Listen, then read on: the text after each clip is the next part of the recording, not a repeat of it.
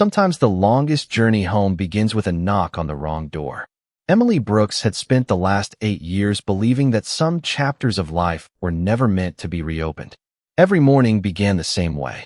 She packed her 9-year-old sedan with cleaning supplies before sunrise, dropped her 7-year-old son Noah at elementary school, then hurried across town to clean homes that seemed larger than entire apartment buildings.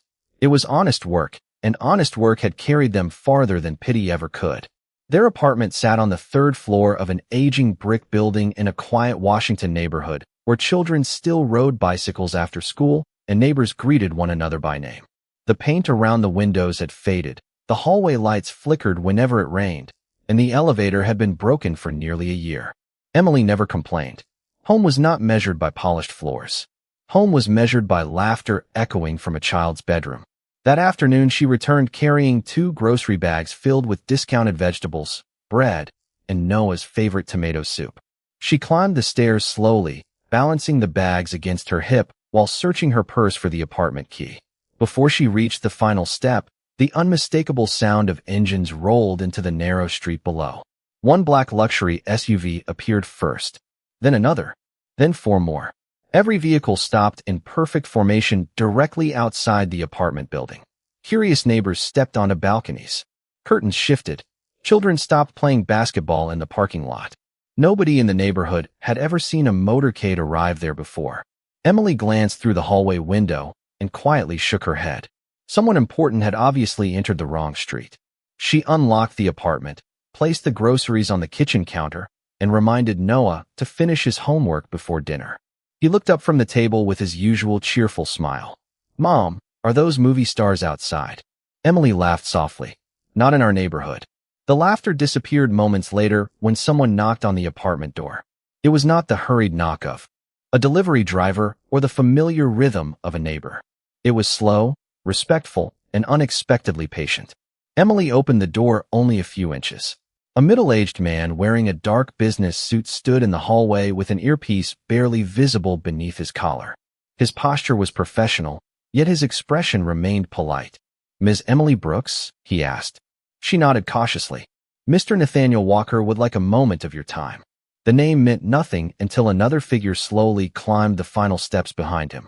The moment Emily saw his face, the hallway seemed to lose every sound. 8 years disappeared in a single heartbeat. The same blue eyes, the same calm expression.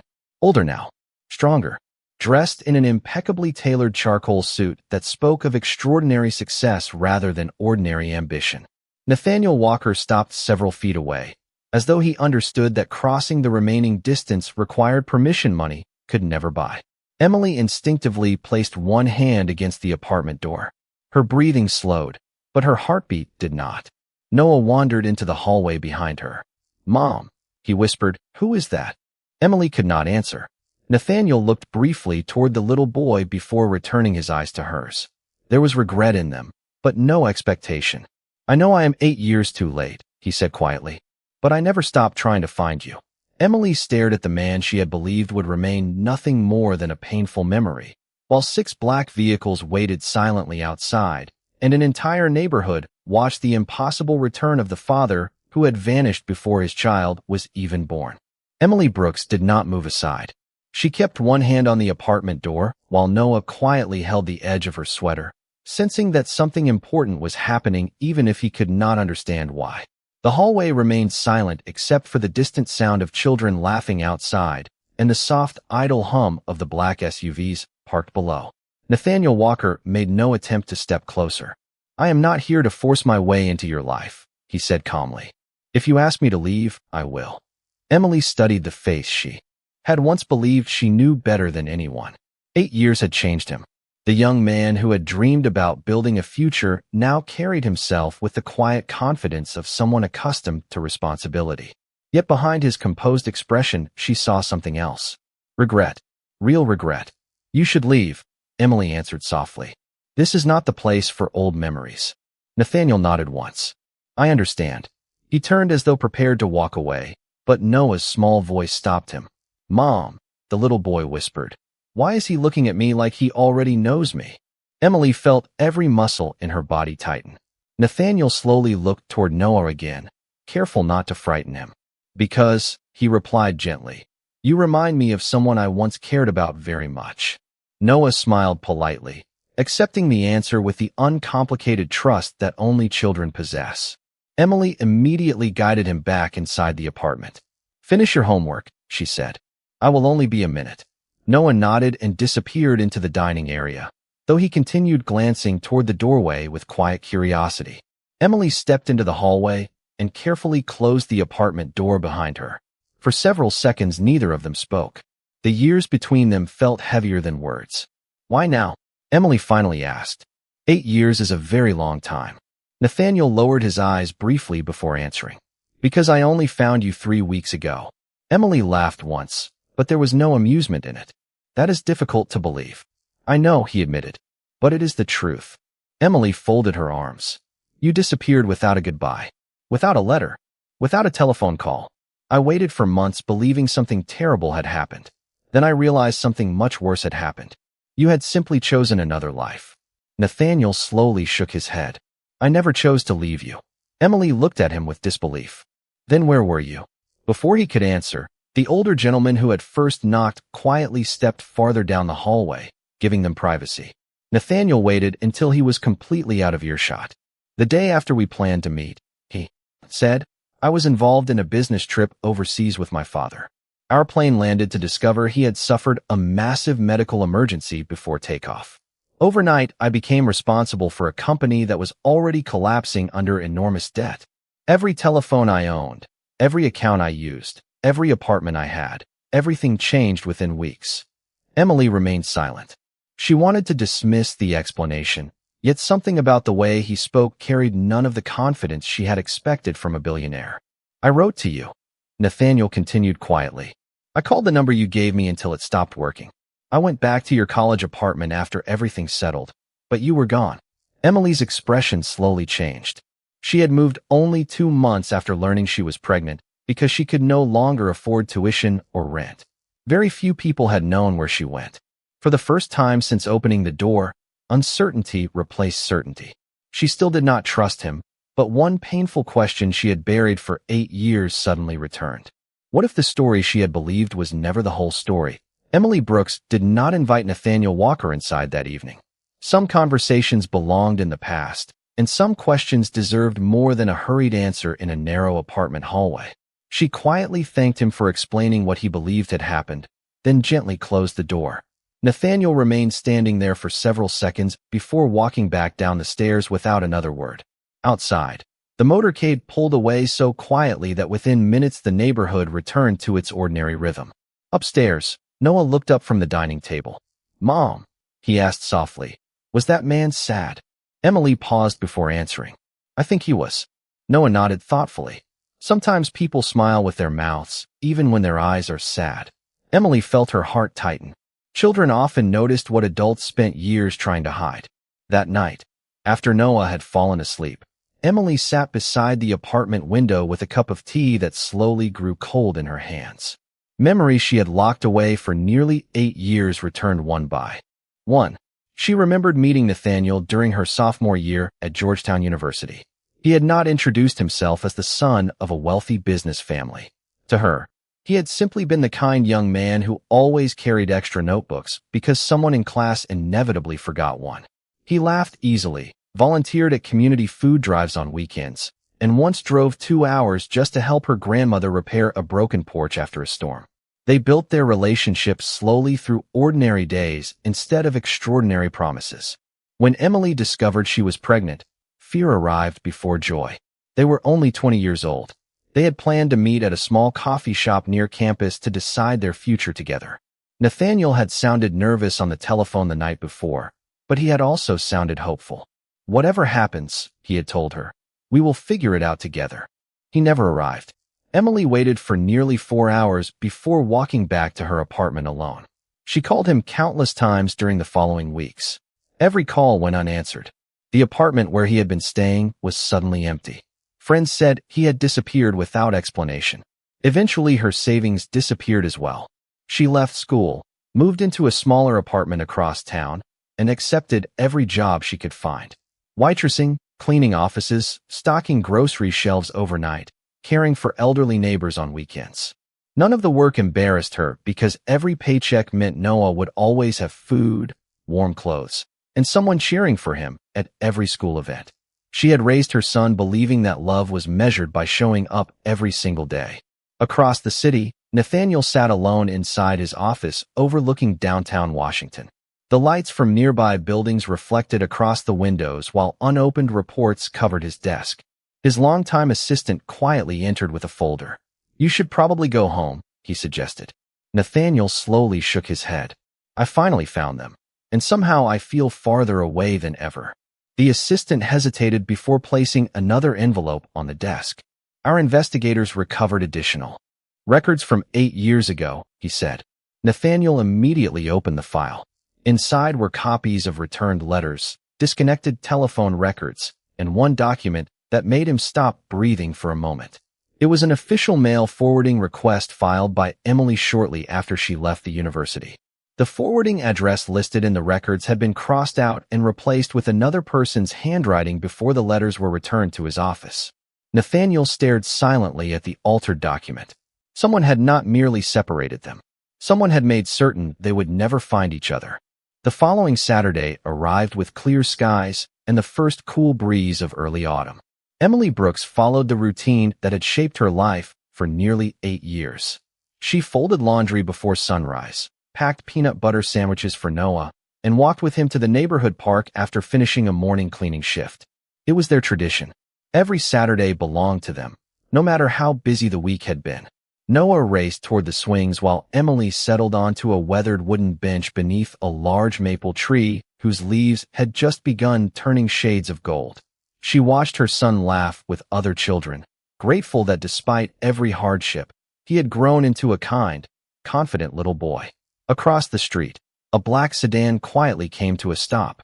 There were no flashing lights, no long motorcade, no security surrounding the entrance to the park. Nathaniel Walker stepped out alone, wearing dark jeans, a light blue button-down shirt, and an ordinary jacket instead of an expensive business suit. He remained near the sidewalk, making no attempt to interrupt their afternoon.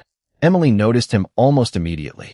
Their eyes met across the playground, and after a brief hesitation, she slowly walked toward him while keeping Noah comfortably within sight. "You came alone," she said. Nathaniel nodded. "I thought that was the respectful thing to do." Emily crossed her arms gently. "You still should have called first." A faint smile appeared on his face. "I was afraid you would say no." Emily did not smile back. "You were probably right." For a moment, they simply watched children chasing one another across the grass. The laughter around them made the silence between them feel even heavier. Nathaniel finally handed her a thin manila folder. "I promised I would not ask you to believe me without evidence," he said. "Everything I told you is inside." Emily opened the folder carefully. There were photocopies of returned letters addressed to her old college apartment, certified mail receipts, disconnected telephone records, and copies of emails that had bounced back because her university account had already been closed. Near the bottom rested the altered mail forwarding request Nathaniel had discovered. Emily stared at the crossed-out address for several long seconds. The handwriting did not belong to her. "Who changed this?" she whispered. Nathaniel slowly shook his head. "We are still trying to find out." Emily looked through the remaining documents until another familiar name caught her attention. Melissa Grant, her former student housing coordinator. Emily's breathing slowed. Melissa had been the person who helped students update emergency contact information before graduation. She had also been the last person Emily remembered speaking with before leaving campus forever. "I trusted her," Emily said quietly. Nathaniel nodded. "So did I." Before either of them spoke again, Noah ran toward his mother carrying a bright red kite another child had accidentally left behind. He stopped when he noticed Nathaniel standing beside her. "Hi again," Noah said with an easy smile. Nathaniel smiled back. "Hello, Noah." The little boy held up the kite proudly. "Do you know how to make one of these fly?" Nathaniel looked toward Emily first, silently asking permission with nothing more than his eyes. Emily hesitated. Every instinct told her to protect the quiet life she had built. Yet another part of her saw something she had not expected. Nathaniel had not asked to be called a father. He had not tried to buy forgiveness. He had only waited patiently for the smallest invitation to earn a child's trust, one gentle moment at a time. After a long pause, Emily finally nodded once. Nathaniel accepted the kite, and together he and Noah began walking toward the open field while Emily remained beneath the maple tree, wondering whether healing sometimes began not with answers, but with the courage to witness the first honest step. The bright red kite climbed higher with every gust of wind until Noah's laughter carried across the park like music Emily had not heard in years. Nathaniel Walker did not try to impress the little boy with expensive stories or grand promises. He simply jogged across the open field beside him, patiently teaching him how to feel the breeze instead of fighting it. "Do not pull too hard," he said with a smile. "Sometimes you guide the wind by trusting it." Noah laughed as the kite lifted even higher into the clear blue sky. Emily watched from beneath the maple tree, surprised by how naturally the two seemed to move together. She reminded herself that a pleasant afternoon could never erase 8 painful years, yet she also could not ignore what she was seeing. Nathaniel was not pretending to enjoy the moment. He genuinely did. After nearly an hour, Noah ran back toward the bench carrying the kite with both hands. His cheeks were red from excitement. "Mom, Mr. Walker is really good at this," he said proudly. "Can he come next Saturday too?" Emily looked from her son to Nathaniel before answering carefully. "We will see." Nathaniel accepted the uncertain answer without disappointment. "That is more than fair," he replied. As the afternoon slowly faded into evening, the three walked toward the park entranced together. Near the sidewalk, Noah stopped beside a neighborhood ice cream cart and looked longingly at the colorful menu before quickly looking away. Emily noticed the expression immediately. She reached into her purse, counted a few folded bills, then quietly smiled at her son. "Maybe another day," she said gently. Before Nathaniel could offer anything, Noah nodded. "That is okay, Mom. We already had a fun day." Nathaniel remained silent because he understood that dignity sometimes meant allowing a parent to make the next decision. Later that evening, after Emily and Noah returned home, there was another soft knock at the apartment door. Emily opened it to find the elderly woman from the apartment across the hall holding a small insulated container. "Someone left this downstairs for Noah," she explained. "They asked me to bring it up after they had already gone." Inside were 3 simple cups of vanilla ice cream from the neighborhood cart and a handwritten note. There was no signature, only one sentence. "Every child deserves a Saturday worth remembering." Emily smiled despite herself. Nathaniel had respected the boundary she had silently drawn. He had found a way to show kindness without placing her in an uncomfortable position. The following Monday morning, Emily arrived at the cleaning company before sunrise. As she gathered supplies for her first assignment, her supervisor called her into the office. "Emily," he said with genuine surprise, "someone purchased the apartment building where your route begins and requested our company continue using the same cleaning staff because the residents already trust them." Emily thanked him without thinking much about it until she arrived at the familiar building later that morning. The property manager greeted her warmly and mentioned that the new owner had specifically requested that no elderly tenant be displaced and that affordable rents remain unchanged during renovations. Emily quietly looked around the aging building. Fresh maintenance crews had already begun repairing broken lights and repainting faded hallways. No luxury banners, no publicity, no announcement of generosity, just careful improvements that made ordinary people's lives a little easier. That evening, she learned the name of the anonymous buyer from a maintenance worker carrying new smoke detectors upstairs. Nathaniel Walker had never mentioned the purchase, never called to tell her, and never asked for gratitude. For the first time since he returned, Emily wondered whether the man standing before her now was revealing who he had always been, or who 8 years of regret had quietly taught him to become. Autumn settled gently over Washington as the weeks began to pass with a rhythm neither Emily Brooks nor Nathaniel Walker could have imagined only a month earlier. Every Saturday morning, Nathaniel arrived, alone at the neighborhood park, carrying nothing more expensive than a baseball glove, a picnic basket, or a board game borrowed from his own childhood collection. He never arrived with security vehicles, never announced who he was, and never tried to replace the years he had missed with extravagant gifts. Noah looked forward to those Saturdays with growing excitement, yet Nathaniel remained careful. He never asked the little boy to call him anything except Mr. Walker. Trust, he had learned, could not be rushed. One cool afternoon, the three of them visited the National Air and Space Museum after Emily reluctantly accepted Noah's persistent request. Nathaniel spent nearly an hour helping Noah build a paper airplane before they stood together beneath the suspended aircraft that stretched across the enormous gallery ceiling. "Do you think people ever become too old to chase impossible dreams?" Noah asked while watching a historic airplane overhead. Nathaniel smiled thoughtfully. "No," he answered. "I think people become afraid that they have already missed their chance." Noah considered the answer for a moment before quietly replying, "Then maybe they should keep trying anyway." Emily listened from several steps behind them. The conversation sounded simple, but she recognized that neither of them was really talking about airplanes. Later that afternoon, they stopped for lunch at a small neighborhood diner instead of an elegant restaurant. Nathaniel insisted that Noah choose the booth by the window because it had the best view of passing trains. While they waited for sandwiches, Noah excused himself to wash his hands. The moment he disappeared around the corner, Emily finally looked directly at Nathaniel. "You keep showing up," she said softly. "Even when you know I still have doubts." Nathaniel folded his hands together on the table. "Because earning forgiveness takes longer than asking for it." Emily remained silent. "I cannot change what happened 8 years ago," he continued.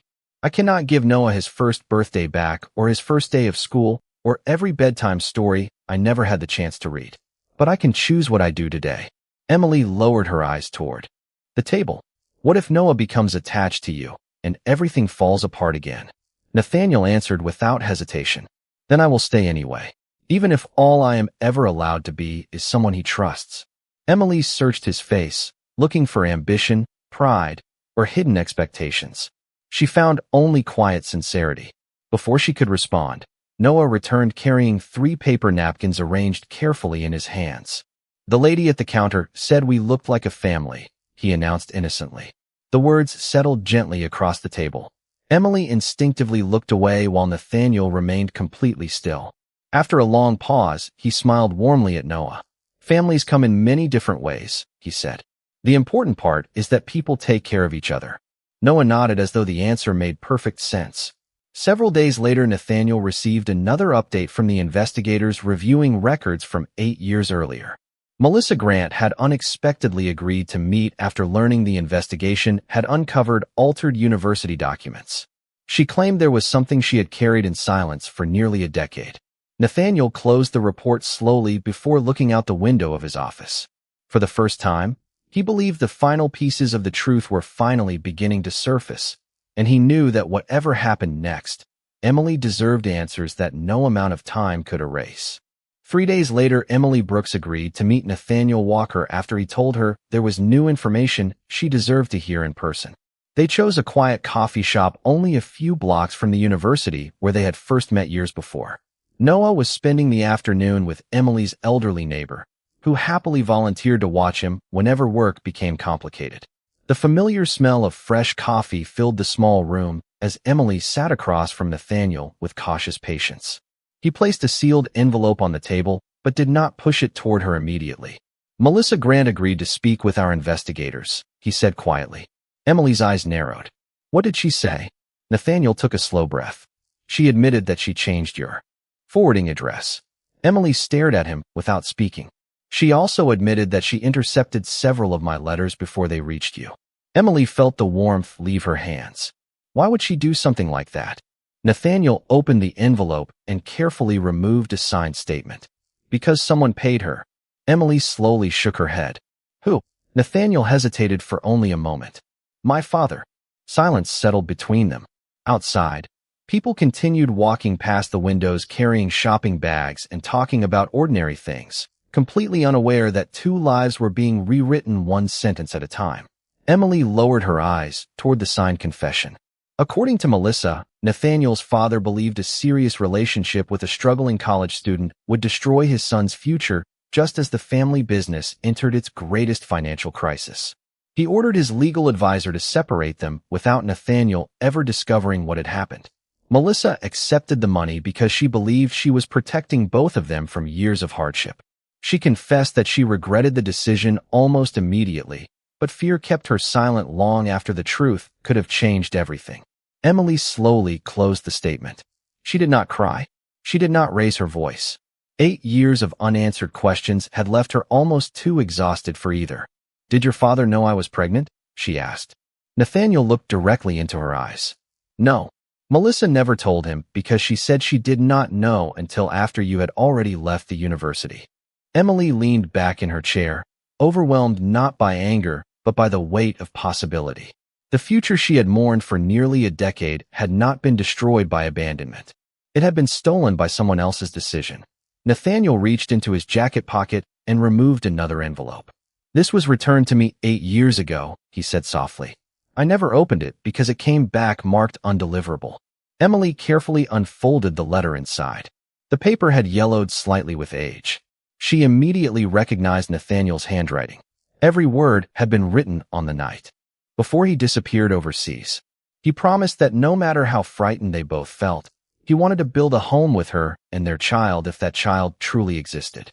He ended the letter with one sentence that Emily read 3 times before lowering the page. "I will never choose success if it costs me the people I love." Emily closed her eyes. For 8 years, she had believed those words had never existed. When she finally looked up again, Nathaniel remained exactly where he had been, offering no excuses and asking for nothing in return. At that moment, the coffee shop door suddenly opened and Noah hurried inside with Emily's neighbor, who had decided to surprise them after finishing nearby errands. The little boy smiled brightly when he saw them sitting together. Without thinking, he ran toward the table and instinctively reached for both of their hands at the same time, completely unaware that his small gesture had quietly accomplished what years of pain, regret, and unanswered questions never could. The days that followed felt quieter, not because life had become easier, but because the truth no longer hid in the shadows between them. Emily Brooks carried Nathaniel Walker's letter with her everywhere, folded carefully inside the same wallet that had survived years of empty bank accounts and long workdays. She had read it so many times that the creases had begun to soften, yet each sentence still reminded her of the future they had almost shared. One evening, after Noah had finished his homework, he looked up from the kitchen table with unusual seriousness. "Mom," he asked, "can I ask you something?" Emily smiled gently. "You always can." Noah glanced toward the window before speaking. "Is Mr. Walker going to disappear again?" The question settled heavily between them. Emily walked over and knelt beside her son. "Why would you ask that?" Noah shrugged. "Because everyone I really like seems busy. Teachers change. Neighbors move away. I do not want another person to leave." Emily wrapped her arms around him and held him close. She realized that although Noah had never known his father, absence had still shaped the way he loved people. The following Saturday, she invited Nathaniel to join them for breakfast at a small family diner near their apartment. It was the first invitation she had extended without Noah asking first. Nathaniel arrived exactly on time, carrying nothing except a children's puzzle he had found at a neighborhood bookstore. During breakfast, he listened more than he spoke, laughing at Noah's stories about school science projects and Little League baseball, while Emily quietly observed every interaction. He never interrupted. He never tried to become the center of attention. He simply showed up, just as he had promised. After breakfast, they walked together through a nearby farmer's market where local musicians played soft acoustic songs beneath colorful tents. Noah suddenly stopped beside a wooden booth where families could write messages on small paper leaves and hang them on a large gratitude tree. "Can we do one?" he asked excitedly. Emily nodded. Each of them received a blank paper leaf and a pencil. Noah finished first. He carefully hung his note on one of the lower branches before running to look at the fresh apple cider stand nearby. Emily quietly attached her own message without letting anyone read it. Nathaniel waited until they were alone before placing his leaf beside hers. As they stepped away, a gentle breeze turned the paper leaves just enough for Emily to glimpse the words Nathaniel had written. "Thank you for giving me the chance to earn tomorrow instead of asking to erase yesterday." Emily looked at him silently. Then she reached into her purse and handed him the folded letter he had written 8 years earlier. "I think this belongs to both of us now," she said softly. Nathaniel accepted it with careful hands. "Does this mean you forgive me?" Emily slowly shook her head, but there was kindness in her eyes instead of distance. "Forgiveness is not something I can decide in one afternoon," she answered honestly. "But I have decided something else." Nathaniel waited without speaking. Emily took a slow breath before continuing.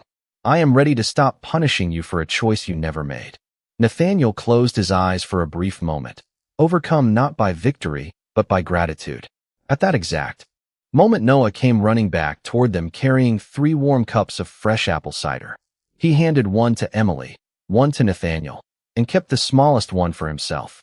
Then, with the uncomplicated wisdom only a child could possess, he smiled brightly and said, "Now everybody has won.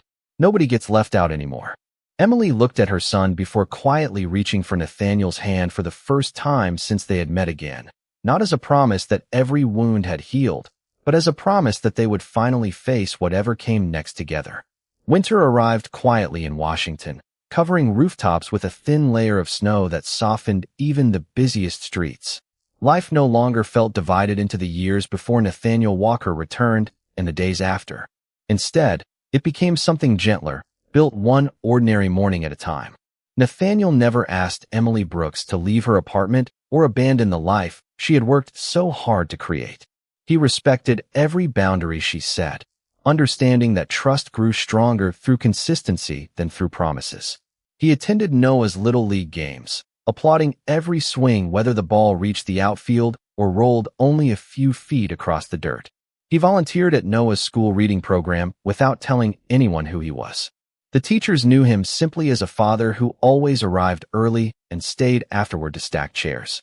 Emily noticed those quiet moments more than any grand gesture money could have purchased. One snowy afternoon, Noah's elementary school hosted its annual family winter festival. Children decorated cookies, built paper snowflakes, and performed holiday songs on a small stage inside the gymnasium. Emily stood beside Nathaniel near the back of the room as Noah proudly waved from the front row before his class began singing.